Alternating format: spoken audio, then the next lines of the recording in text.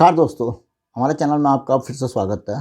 दोस्तों, 12th बायोटेट का and note 8 मार्च 2024 को साइन हो गया था। उसमें जो चार्टर्ड ऑफ डिमांड थी उसके काफ़ी इशूज़ तो क्लियर हो गए थे, लेकिन उसके बावजूद भी हर बायोपेटाइट में कुछ ना कुछ रेजिडुअल इशूज़ रह जाते हैं और इस बायोपेटाइट में भी काफ़ी इशूज़ रेजिडुअल रहे हैं, जिसमें कि ऑफिसर्स के जो रेजिडुअल इशूज़ थे उसमें एबॉक द्वारा एक सर्कुलर इशू किया गया था, तो उस पर हमने चर्चा की थी एक वीडियो में। अब जो अवार्ड स्टाफ से रिलेटेड रेजिडुअल इशूज़ हैं उस पर AIBEA all India bank employees association द्वारा ये सर्कुलर जारी किया गया है। सर्कुलर नंबर है 29/80/2024/22 dated 17th March 2024 to all our unions and members. Dear comrades,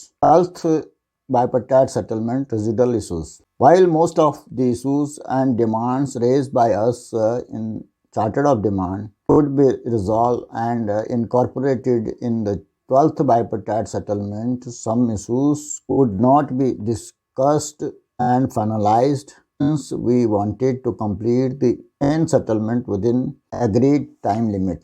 However, we agreed that these issues could be discussed further as residual issues. Accordingly, minutes were signed on 8th March 2024 as under. Heading डाला है minutes of discussion held between Indian Bank Association and AIBA, NCBE, BEFI, NOBW and INBEF on 8th March 2024. Whereas a settlement has been arrived at on 8th March 2024, the Charter of Demand submitted by the unions, and whereas some of the issues and demands raised by the union could not be taken up for discussion and resolved, and it is hereby agreed between the parties that following issues and demands raised in Charter of Demand shall be discussed further to reach a mutually acceptable and amicable resolution of the same within a maximum period of 6 months from hereof. Number 1 में improvement in PLI scheme. Number 2, updation of pension for past retirees. Provision to be made in the pension regulation to provide for periodical updation of pension along with wage revision settlements. दोस्तों, ये दूसरा point है। इस point पर updation of pension for past retirees, ये word काफ़ी controversial रहा है और पास्ट रिटायरीज जब यूज़ कर रहे थे तो काफ़ी समय से कहा गया है कि पास्ट रिटायरीज की डेफिनेशन क्या है और उनमें कौन लोग शामिल होंगे। दूसरी चीज़ है कि अपडेशन ऑफ पेंशन की बात करते हैं और वहाँ पर जब सेटलमेंट के टाइम पर, नेगोशिएशन के टाइम पर जब वहाँ पर बातें चल रही थी तो एक्स ग्रेशिया को एक्सेप्ट कर दिया गया है। एक्स ग्रेशिया और अपडेशन ऑफ पेंशन दोनों बिल्कुल अलग हैं। यदि अपडेशन होना चाहिए बैंक पेंशनर्स के लिए तो वो RBI के पैटर्न पे ही हो और उसके अलावा कोई भी एक्सेप्टेबल नहीं है। ये पॉइंट रेजिडुअल इशू में रखा गया है, लेकिन इसमें ऐसा लगता नहीं कि ABU के जो ये घटक हैं अवार्ड स्टाफ से रिलेटेड, उन्होंने कोई विशेष प्रयास नहीं किया जिससे कि अपडेशन ऑफ पेंशन को सही ढंग से टेकअप करके उसको बायोपेटाइट का पार्ट बना देते हैं। तीसरा पॉइंट है इम्प्रूवमेंट इन पेंशन स्कीम। एक तरफ वो अपडेशन ऑफ पेंशन की बात कर रहे हैं, दूसरा जो पेंशन स्कीम में इम्प्रूवमेंट की बात कर रहे हैं। जो ऑलरेडी स्कीम है जो इम्प्रूवमेंट के लिए, तो वो किन एम्प्लॉयज़ को कवर करेंगे, क्या वो न्यू पेंशन स्कीम के बारे में बात कर रहे हैं या पुरानी जो पेंशन स्कीम है उसके बारे में बात कर रहे हैं, इसमें भी कोई क्लैरिटी नहीं है। फोर्थ पॉइंट है payment of gratuity at 1 month pay for each year of service without any restriction. इस वाले इशू को भी जहाँ तक देखा जाए तो ये पेमेंट ऑफ ग्रेच्युटी एक्ट का पार्ट है, जो कि गवर्नमेंट ऑफ इंडिया जब कोई भी एक्ट बनाएगी तो उसके तहत ही पेमेंट ऑफ ग्रेच्युटी हो पाएगी। हालांकि स्टेट बैंक का जो ग्रेच्युटी एक्ट है वो अलग से है, लेकिन ये तो सभी बैंकों की बात हो रही है तो इसमें सभी के लिए एप्लीकेबल होगा। पांचवा इशू है इसमें option to join the DA linked defined benefit pension scheme for employees covered by the defined contributory pension scheme. ऐसा लगता है कि ये नए पेंशन स्कीम की बात कर रहे हैं तो उसमें DA को भी लिंक करना चाहते हैं। जो आज के डेट में गवर्नमेंट का या बैंक का जो कंट्रीब्यूशन है वो केवल बेसिक पे पर कंट्रीब्यूट किया जाता है, तो उनका इसमें डिमांड ये होगी कि DA के को भी कंट्रीब्यूशन का पार्ट बनाया जाए ताकि लोगों का कंट्रीब्यूशन महंगाई के साथ साथ बढ़ता जाए। ये डिमांड तो काफ़ी ठीक है, लेकिन इस डिमांड को कहाँ तक IBA या गवर्नमेंट एक्सेप्ट करेगी ये कहना बड़ा मुश्किल है। छठी डिमांड है, छठा जो रेजिडुअल इशू रह गया है वो extending ex gratia to pensioners of private banks. ये ऑफिसर्स के केस में भी यही था और ये प्राइवेट बैंक का एक्स ग्रेशिया का इशू पहले नहीं उठाया गया था, तो अब वो इसमें शामिल कर रहे हैं रेजिडुअल इशूज़ में। Introduction of leave bank finalisation of the scheme. ये स्कीम मोर और लेस एक्सेप्ट कर दी गई है, लेकिन इसकी क्या मॉडलिटी होगी इसको अभी डिसाइड करेंगे, तो ये इसमें फर्दर डिस्कशन में ये सामने आ जाएगा। ये इशू शायद रिजॉल्व हो जाएगा जल्दी। Premium of medical insurance policy to be borne by bank. ये भी बड़ा इंपॉर्टेंट इशू है। जो नवा मैटर है वो improvement in group medical insurance policy. इसमें ग्रुप मेडिकल इंश्योरेंस पॉलिसी में यदि इम्प्रूवमेंट होती है तो उसमें काफ़ी चीज़ें और कवर की जा सकती हैं, जो एक अच्छी डिमांड थी, लेकिन इसको अभी तक IBA ने एक्सेप्ट नहीं किया। और इसमें जिस ढंग से IBA का रवैया है तो इम्प्रूवमेंट के लिए शायद ही थोड़ा बहुत इम्प्रूवमेंट कंसिडर कर सकते हैं, लेकिन बहुत सब्सटेंशियल बेनिफिट होने की उम्मीद कमी है। 10th पॉइंट है adequate recruitment in the bank. ये भी एक इशू ऐसा रखा गया है कि जो कि सुपरफिशियल डिमांड है, क्योंकि बैंकिंग इंडस्ट्री या गवर्नमेंट जहाँ पर भी है आज की डेट में रिक्रूटमेंट धीरे धीरे कम कर रही है और स्टाफ एक्सपेंसेस कम करने के वजह से रिक्रूटमेंट पे लगभग बैंक जैसे ही लगा हुआ है। 11वां पॉइंट है DA scheme for all pensioners to be at the uniform index of 8088 points. अब ये इशू काफ़ी डिस्कस किया जा रहा था नेगोशिएशन के दौरान, लेकिन इसको फाइनलाइज नहीं किया गया। इसके लिए भी क्या फार्मूला बनाएंगे, क्या उसमें वेटेज रखेंगे, ये अभी तक क्लियर नहीं होगा, लेकिन देर सवेर शायद इसको भी ये क्लियर कर देंगे। मेरा ये मानना है कि यदि इस बारे में यदि कोई डिस्कशन करनी है तो पेंशनर्स के जो ऑर्गेनाइजेशन है उनको भी रिप्रेजेंटेशन देना चाहिए, ताकि वो अपने व्यूज़ सामने रख पाएँ और अपने डिमांड को सही ढंग से रखने का उनको भी मौका दिया जाए।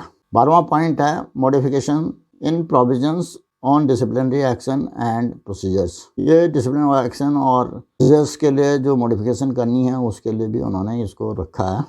ये भी एक इम्पॉर्टेंट इशू है, लेकिन इस पर कितनी डिस्कशन हुई है और ये सब कमेटी में डिस्कस किया जा रहा है, तो शायद इसमें भी कोई ना कोई निष्कर्ष निकलेंगे। इसमें 13वां पॉइंट है inclusion of A special allowance for superannuation benefit. इस इशू पर डिस्कशन तो हुई है नेगोशिएशन के दौरान, लेकिन IBA ने इसको टाल दिया कि ये सब जुडिस है, और उसके बाद स्पेशल अलाउंस का रेट और भी बढ़ा दिया गया, जिसके फलस्वरूप अब अगले बाइपेटाइट में लोगों को पेंशन पिछले बाइपेटाइट के मुकाबले और कम मिलेगी, क्योंकि स्पेशल अलाउंस का जो परसेंटेज है वो काफ़ी बढ़ा दिया गया है। ये सबसे बड़ा इशू है, और अगर इसको बैंक शामिल नहीं करता या IBA एक्सेप्ट नहीं करती तो आपने हाल ही में देखे होंगे कि LIC के स्केल के मुकाबले बैंक के जो स्केल रिवाइज किए गए हैं वो बहुत कम है, और वो उसका मुख्य कारण ये स्पेशल पे शामिल करने की वजह से है। इस मुद्दे को जल्दी से निपटाने की कोशिश करनी पड़ेगी बैंक को। हालांकि इसमें कुछ कोर्ट केसेस चल रहे हैं, लेकिन उन कोर्ट केसेस का रिज़ल्ट आने में टाइम लगेगा। अगर ये व्यू इसमें IBA को मनवाने में कामयाब हो गया तो ये सबसे बड़ी अचीवमेंट होगी ये व्यू की। 14वां पॉइंट है allocation of fund to staff welfare fund based on operating profit of the bank. ये जैसे कि पहले भी कई कमेटियों ने इसको रिकमेंड किया है कि ऑपरेटिंग प्रॉफिट के बेस पे ही वेलफेयर फंड डिसाइड होना चाहिए, लेकिन ये अभी तक फाइनलाइज नहीं किया। शायद इस दिशा में भी कुछ कदम उठाया जा सकता है।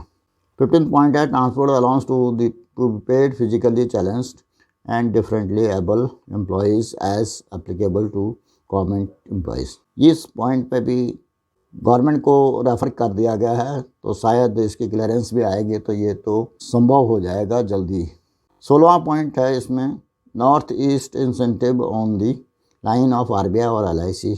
इस इशू को भी सब कमेटी में डिस्कस किया गया था और इसको शायद आईबीए ने अब डीएफएस को रेफ़र कर दिया है, तो इसमें भी कोई ना कोई सहमति जल्द ही हो जाएगी और ये डिजिटल इशू भी रिजॉल्व हो सकता है। 17वां पॉइंट है ऑल कॉन्ट्रैक्ट और temporary employees to be regularise as permanent employee. ये इशू काफ़ी दिनों से हर बाइपटाइट में शामिल किया जाता है, लेकिन ये शायद ही भी इसमें एग्री करेगा, क्योंकि अब धीरे धीरे ज़्यादातर कॉन्ट्रैक्ट बेसिस पे ही या आउटसोर्सिंग के बेसिस पे ही बैंक में एम्प्लॉयमेंट हो रही है और रेगुलर एम्प्लॉयमेंट का तो काफ़ी कम कर दिया गया है। तो इससे कहाँ तक सहमति बन पाएगी ये कहना बड़ा मुश्किल है और इसका तो आईबीए कोशिश करेगा कि इस इशू को टालते रहे। 18वां जो पॉइंट है रेजिडुअल इशू का, modification in compassionate appointment scheme.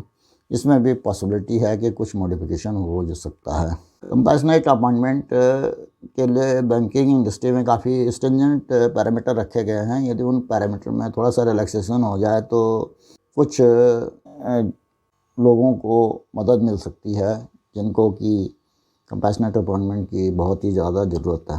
ये 8 मार्च 2024 का ही है रेजिडुअल इशू से रिलेटेड एमओयू, जिसको साइन किया गया है इंडियन बैंक एसोसिएशन की तरफ से एमबी राव, शांतिलाल जैन, राकेश शर्मा, रजनीश कर्नाटक, विनोद कुमार मिश्रा, सुनील मेहता, गोपाल मूर्ति भगत और Brajeshwar Sharma. All India bank employees association की तरफ से राजेंद्र नागर हैं, सीएच वेंकटचलम हैं। National confederation of the bank employees से आर बालाजी हैं और संजीव के बंदिश। Bank employees federation of India की तरफ से देवाशीष बसु चौधरी हैं और श्री मोहनदास और श्री ओपी शर्मा हैं। With greetings yours comradely CH Venkatachalam, general secretary. तो इस ढंग से ये आईबीईए द्वारा सर्कुलर जारी किया गया है जिसमें कि डिजिटल इशूज़ को डिस्कस किया गया। दोस्तों, उम्मीद है कि इनमें से कुछ डिजिटल इशूज़ नियर फ्यूचर में रिजॉल्व हो जाएंगे और उनके लिए आईबीए बार बार सर्कुलर इशू करता रहेगा।